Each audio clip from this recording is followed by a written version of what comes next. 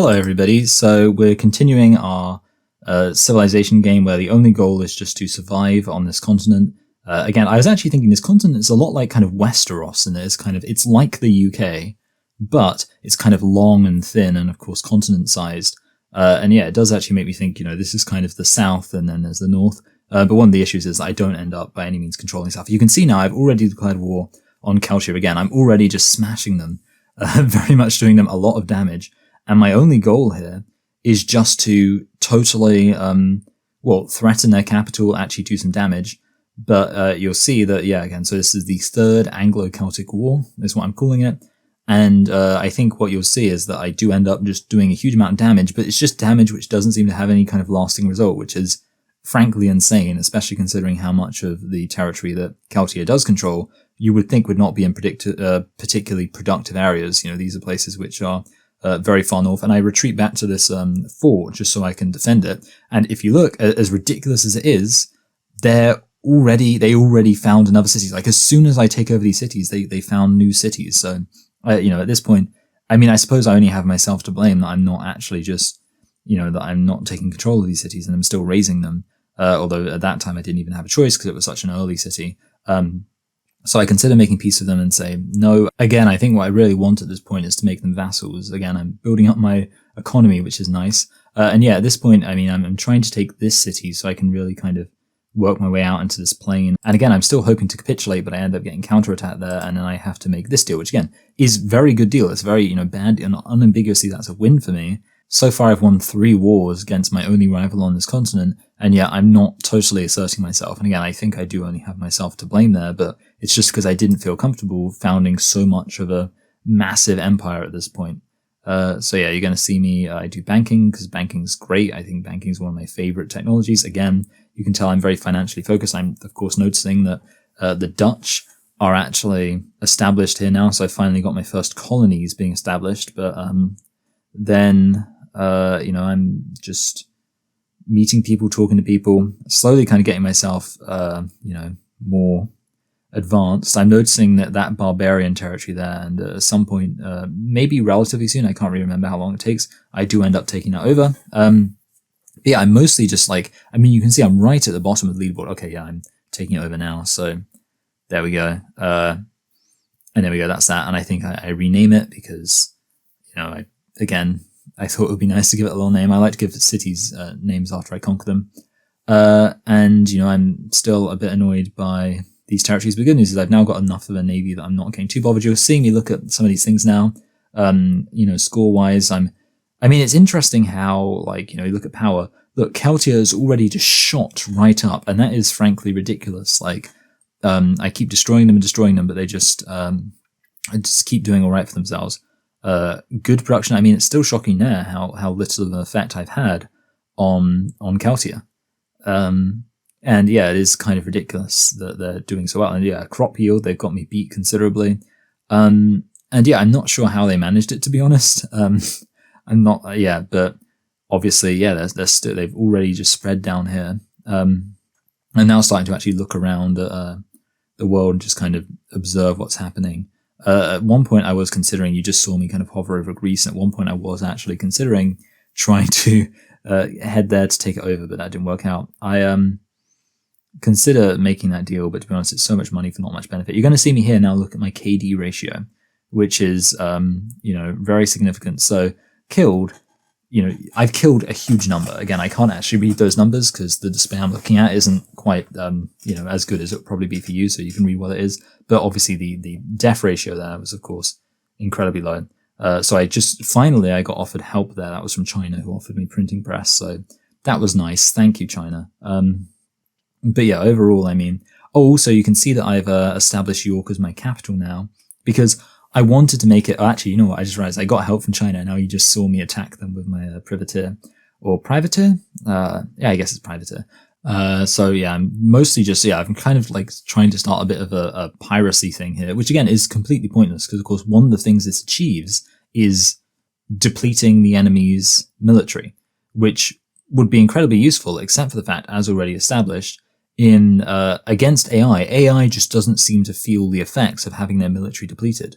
In I think against real human players, this would do very meaningful damage. Like I, as a human player, if I just had my ships being constantly attacked by pirates and like disappearing, I would be very upset by that. You're now seeing me face issues with my happiness, and I think this is possibly because I switched to representation because I thought it would help my technology. But the issue is that representation just doesn't provide the same benefit that hereditary rule does, which is a happiness bonus from having a large military presence. And of course, I have a very large military presence, so as soon as I switch to hereditary rule, I'm now doing much better for myself.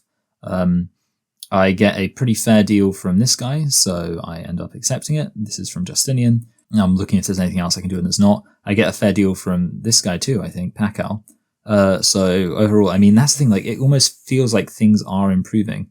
I'd see if I can get a different technology from them, and because I don't really need their money. And I can't remember what I end up deciding, but basically, okay, yeah, so I end up giving them money, which is fine by me, for a better technology. And yeah, I make this deal. And yeah, there we go. That's that. So the things, yeah, I'm doing, in terms of trading technology, I'm doing okay. Like, I'm kind of building myself up, but you can see that date there. This is very late in the game, and I'm still like quite far behind. I don't even have education. Like, I'm not even able to build universities at this point. So I'm slowly, I mean, this is, yeah, you can see what I'm doing. I'm just really looking around, shopping around for technology, but goodness me, do I have a massive deficit to try and overcome. You can see me look at, one of the things I'm worried about now is my happiness. So I'm going to try and distribute my soldiers to make it so that the areas which, you know, are unhappy have a higher military presence there, which of course reduces the amount of unhappiness. So I'm looking through that, and, you know, overall, and of course that's why I'm trying to avoid unhappiness, because you just saw that I've had civil unrest, which has caused issues. So yeah, I'm mostly, yeah, this is a very kind of, this is like mostly focused on the domestic here, not too much concern about like foreign policy, obviously no wars, just mostly trying to build things up. Of course, I'm still doing my piracy thing, which is fun, or rather that was counter piracy actually, against a privateer, I think. So overall, just, you know, looking around, I can now see oil. But oil is something which is very much beyond my grasp at this point. I'm just really, I think one of the other problems I have with civilization is that it's very difficult to overcome a technological deficit. And I think the game does need to have a way of balancing things out a bit more effectively, because it is kind of ridiculous how bad the technological deficit is. And of course, it pretty much ends the game. Like, I'm not going to overcome this technological deficit. What I am going to do is finally found a new city. Although, again, this is kind of an example of, you can see, my non-expansive play. Like, I'm founding the city within my borders because I'm more interested in kind of like having a strong, solid core of territory, which of course, yeah, in a civilization or a game with 18 civilizations, that makes more sense. Yeah, and I think it's just, I'm not used to this style of play where there is so much land to play with. And I think that's ultimately why I end up losing. Although I do get that massive advantage there where I'm able to just instantly get a +3 population to this place. So I start building things up to really work on it. Again, I have some more unrest, which is annoying.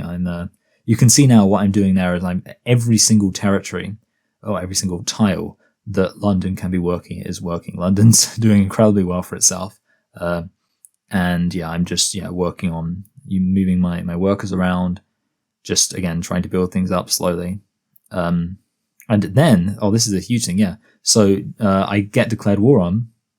I'm going to call this because I'm at war with Greece and Byzantium. And of course, it's kind of funny those two are united because, of course, they both occupy the same territory. So for me, I would call this the basically Greco-Anglo War. And, it ends up being limited to that continent. So if I had a name for that continent, I would obviously say it was named after that. I mean, that continent's a bit like Australia or Australasia, but obviously it's not, I think Austra means like south. So I guess this is more like Eastralia. So I guess if I wanted to give this a name, like a location-based name, I would call it the Eastralian War. As you can see, I'm now moving lots of troops onto my galleons and my transports so I can move them off to Eastralia. And, obviously I've got quite a large navy, which I'm pretty happy with. Like, that's the thing, like, actually, in terms of my military, things are kind of like nice. Like, I think, honestly, if I had not been hampered by the fact that I was basically starting in the new world and I didn't have any other civilizations around me except for one, I think I would have done much better in this game, but obviously, like I said, my only goal was to survive. You can see I'm worried about the fact that there is now a threat being presented to Nottingham, and I really don't like having that cavalry there. But yeah, I'm mostly just getting ready to respond to this threat. So I strike there, end up trying to take the city, and my goal is to try and get some defensive troops onto that galleon so I can send them to defend Nottingham. And here you will see that I do in fact take the city, and obviously this time I don't. This is one of the few times I've taken a city and not burnt it. And yeah, because I actually do care about the city, and it's genuinely quite useful. And then yeah, I unload, so I've now got that defense. And of course, having pikemen is incredibly useful. I think one of the other things actually about this game is that I'm used to, I think in a lot of scenarios, the resources are slightly more dense. So I'm often used to only founding a city if it means that I get like 3 or 4 resources within the kind of, wider sphere of that city. And that just doesn't happen here.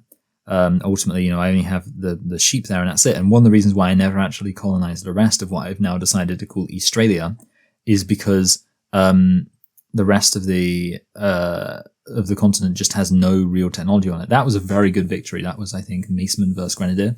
Oh, you'll notice, I didn't mention this, you'll notice the aspect ratio changes sometimes.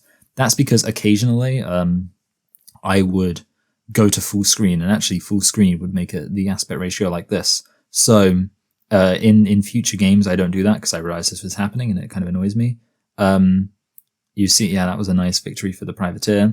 So basically, functionally, that is the victory against, would you call it a victory? That's the Greco-Anglo Wars. Oh, wait. Oh, they're not quite over, actually. Sorry. I thought they were over. No, there is another attack. So I guess this would be the, second battle of Cape Cheyenne? Is that what it's called? Because obviously, yeah, the first battle was, actually, I guess there's been 3 battles because there was the attack of it, and then me counterattacking, and then they attack again. And this time, I'm working to move my navy there, I guess to pick these guys up, because yeah, that gets conquered, and then I basically and then of course we now get the what is it, 3rd or is it even 4th? Oh, I wish I could keep count. I think that's the 3rd Anglo-Celtic War. So actually no, I think it's the 4th. Oh no, oh goodness, I think it might be the 4th. So yeah, I'm going to say that's the 4th Anglo-Celtic War. And obviously you can see me here, I do a counterattack. And this counterattack should have been quite devastating because they actually have a lot of their navy there. But instead, I guess it was somewhat, it in effect kind of wins me the war, because by doing this counterattack, I end up winning and pushing them back. And yeah, now I can kind of turn around and worry about this 4th Anglo-Celtic War. So there we go. I think that was a lot of fun. So anyway, that was part 2. It basically had the Greco-Anglo War featuring that battle over Cape Cheyenne, which obviously I won. And then, of course, we now get the beginning of the 4th Anglo-Celtic War. And look forward to that in part 3. Bye.